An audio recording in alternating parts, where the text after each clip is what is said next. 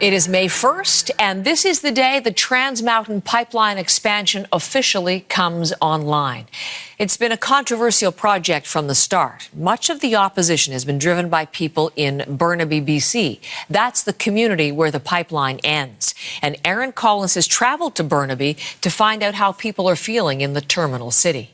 This is the end of the line for the Trans Mountain Pipeline, Trans Mountain's marine terminal in Burrard Inlet. About 3 times as much oil will now move through here, and some people in this neighborhood in Burnaby aren't happy about that expansion.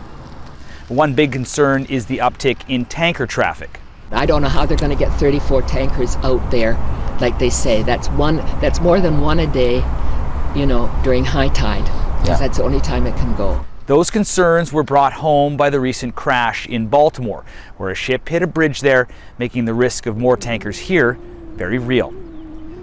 On top of worries about spills or accidents, there are concerns about what more tanker traffic will mean for marine life, especially the impact of sound on whales.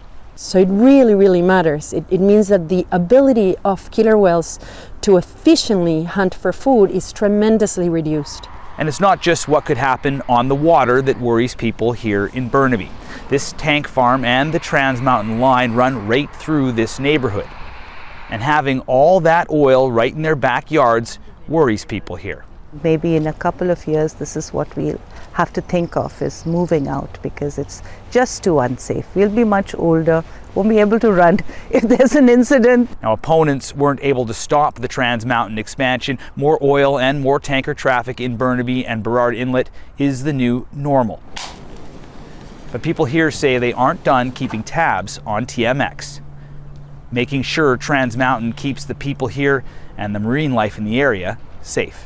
We're going to try to stop the tankers from getting out, from picking up the oil. We've tried to defend the land, now we have to defend this AOC. So as oil starts to move down the line, the fight to stop TMX is likely over. People here on the West Coast now focused on the future, making sure moving all that oil is done as safely as possible. Aaron Collins, CBC News, Burnaby.